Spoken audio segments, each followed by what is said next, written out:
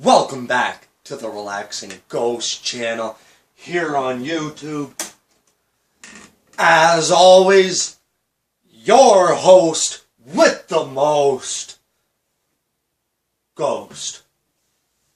Today we got a little bit of company here and got a little bit of a different video for you guys here today.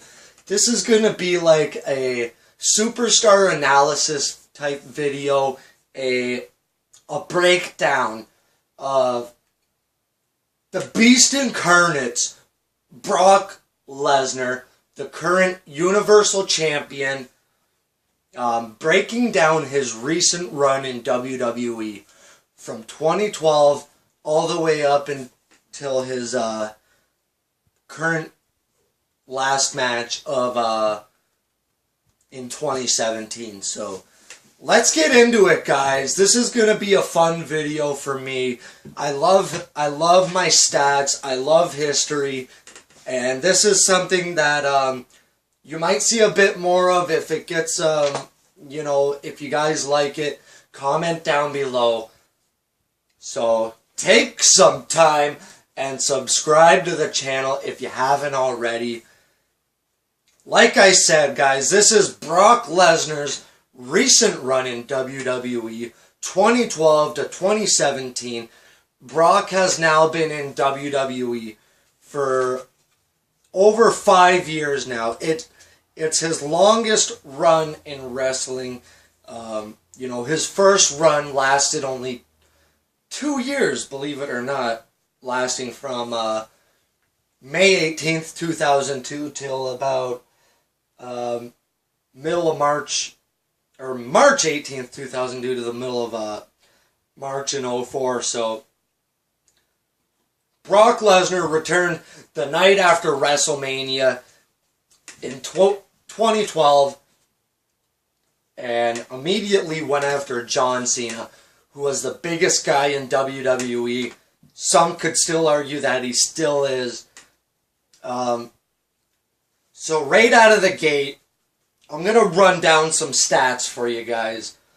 So Brock Lesnar, at this point in time in WWE, has had 25 matches since returning in 2012. He has lost 10 out of 25 matches, which gives him a 60-40 win-to-loss record. So a 40% loss record. That's actually pretty incredible. I didn't really believe it at first when I was first running down these matches, but yeah, he's lost 40% of his matches, and he started out his run in WWE with a loss against John Cena. It was Extreme Rules 2012. I'm not going to take much time on each of these matches because this will turn into an hour-long video. So I'm going to try to run down the matches as quickly as possible. And then I'm going to try to, you know, predict the last 5 matches of his career from SummerSlam up to WrestleMania 34. So let's try to bang this out as quickly as possible, guys. And we'll send this one home. So, in SummerSlam 2012, Brock Lesnar would begin a program with Triple H, and I'm pretty sure that's his biggest program he had, besides the one with The Undertaker, and, you know, recently Goldberg. But he would be feuding with Triple H for almost a full year here.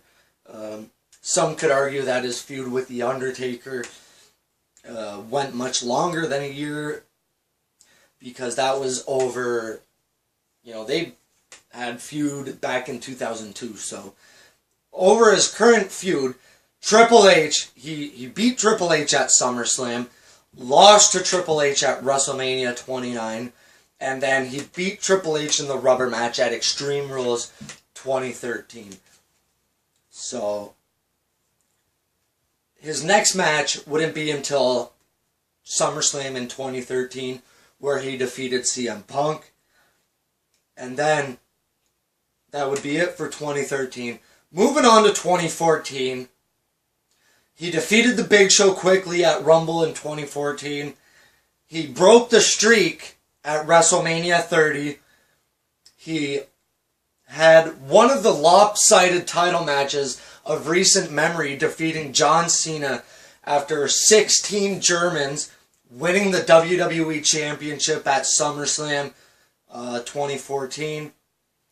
And then he would lose to John Cena at Night of Champions 2014, but he lost by disqualification. So that's one of those iffy losses that are on Brock Lesnar's record, which we'll get more into as we move along. So Brock would end up having 2 more matches during his first contract. So he had that awesome triple threat match with Cena and Rollins at the Rumble in 2015. And then he would lose the championship at WrestleMania 31 to Seth Rollins. The match was originally against Roman Reigns. Rollins came out, made a triple threat, cashed in Money in the Bank, and would walk out with the title. So that's one of those losses on Brock's record as well. And there's another one of those coming up. So it's those weird triple threat matches where Brock never got pinned, but he still lost. And, you know, it's a good way to protect Brock. So that was his first contract. After 3 years, Brock had 11 matches with 4 losses in that first 3 years. 4 losses out of 11. That's damn near pretty good record. 33 to 67%. So his second contract, which would be post WrestleMania 31 to current day. You know, he's had 14 matches since WrestleMania 31. The first match would be at Beast in the East, July 4th, 2015. A WWE live event where he defeated Kofi Kingston. After that, he would lose to Seth Rollins. He didn't really lose. It was a no contest after Undertaker interfered, ruling the match a no contest. So another one of those iffy losses on Brock's record. At SummerSlam 2015, he would lose to The Undertaker by submission. Hell in a Cell against The Undertaker, he would defeat Undertaker very definitively there. And another WWE live event at Madison Square Garden, October 3rd, 2015. He defeated the Big Show fairly quickly. After, you know, a few Germans and a couple F5s, he defeated Big Show there. So the last year and a half here is where Brock accumulated probably the most losses of his career. Rumble 2016, where he was eliminated by the Wyatt family. I do count these Rumbles as a clear loss because, you know, it's just one of those things. It's hard to, you know, say clearly he didn't win the Rumble, but, you know, he was eliminated. I have to count it as a loss because there is a winner of the Rumble clearly, right? So he was eliminated from the Rumble. Fastlane 2016, he was involved in another one of these triple threat matches with Ambrose and Reigns. Reigns pinned Ambrose for the win, so Brock was protected here again. So, Roadblock 2016, he defeated Bray Wyatt, Luke Harper in a 2-on-1 handicap match. This was more of a Harper Lesnar match. Wyatt didn't really get involved. He defeated Ambrose at WrestleMania 32. Defeated Orton at SummerSlam 2016. And Survivor Series 2016, the loss to Goldberg, I think, was the biggest loss of his career, just under 90 seconds. Rumble 2017, he was eliminated by Goldberg. And then WrestleMania 33, he defeated Goldberg in, I think, just under 6 minutes. He won the Universal Championship. And then his first appearance since WrestleMania this year, defeating Samoa Joe at the Great Balls of Fire pay-per-view, retaining the Universal Championship. So his past run here, he did, he lost 6 out of 14. He lost 6 out of 14. So, you know, he's been about 2/3, just under 2/3, just under half of his matches he lost. Excuse me, guys. So, is it fair to say that this 50-50 booking can work in today's environment? Yes. This analysis clearly proves that you don't have to be exactly 50-50, but Brock Lesnar is currently 40% of his matches he lost. That's pretty shocking to me, and you know, it can work because Brock Lesnar he's one of the most over guys. He's very limited in his moveset, his arsenal, and when he loses, he's very protected. So, this 50-50 booking that everyone complains about, I'm one of the guys that often complains about. You know, not everybody can be booked like Lesnar, though. It's one of those things where, you know, Brock's a very unique, special kind of guy. And the part-time schedule has helped him out a lot. You know, if he was going out there every night, every week, every Monday night, win-loss, win-loss, win-win-loss, win-win-loss, I think it would hurt him a bit more, you know, winning and losing every other pay-per-view. It's something I really dislike about today's wrestling. Brock is a guy that, you know, when he wins, when he gets his ball rolling, he's pretty much unstoppable, and we've seen that a couple of times in his most recent run.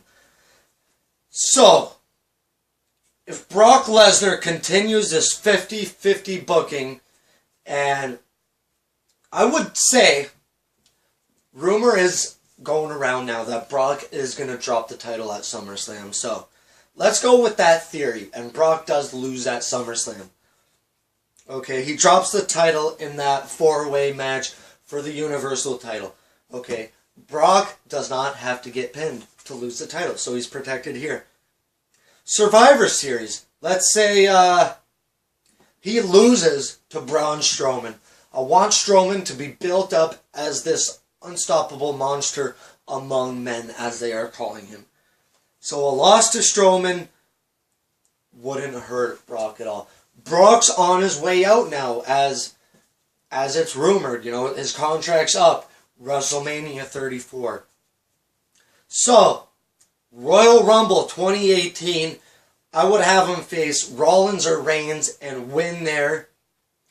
I would have him win again at Fastlane against Balor.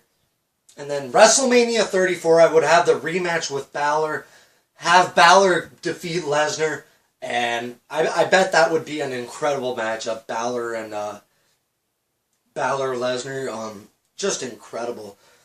The thing is, we're not sure of if Brock is going to re-sign for another 2 or 3 years. I would definitely like to see him re-sign. You know, I was a big fan of Brock in 2002. I'm a big fan 15 years later of Brock. You know, he's changed his style so drastically. He's almost a different competitor. But, excuse me, he's still that beast that he was in 2002. he's still, you know, that unstoppable force that, you know, very few guys get that win over him. So if he does, you know, like I said, win at the Rumble and win at Fastlane, his record would be 12 out of 30, which is still a 40% win-loss record. So that's how I would book Brock for the last 5 matches of his career. I know I threw a lot of stats at you guys, but overall, I really enjoyed doing this kind of thing. Let me know what you guys thought about this kind of video. If you would like to see another one on another superstar like this, it's going to be a lot harder to, you know, do guys like Hogan and Flair and guys like that who have, you know, wrestled over 35 years. But, you know, guys like Bray Wyatt and Ryback, I've done one on Ryback a while back. The video was never recorded, but I did, you know, do my paperwork and all that. But overall, I would say Brock's best match since coming back in 2012. I would narrow it down to, you know, 3 or 4. His first match with Cena was incredible. His match with CM Punk was incredible. His Hell in a Cell with The Undertaker. You know, the matches with Goldberg weren't good, but they were shocking.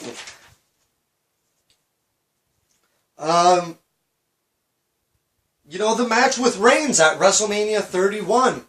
Those were all great matches. I did really enjoy the matches with Triple H personally, but, you know, that's just my opinion. The match with Samoa Joe recently, very good. You know, it's hard to narrow it down just to one. But I would probably say his best match was probably at probably the CM Punk match. A lot of people like that. His most memorable was definitely breaking the streak and then defeating John Cena. So take some time and subscribe, guys. Thank you all for tuning in today. We will have our Battleground predictions later on tonight or tomorrow. We will have more DVD reviews for you here on the Relaxing Ghost channel. Take some time and subscribe, guys. We'll talk to you later. Peace!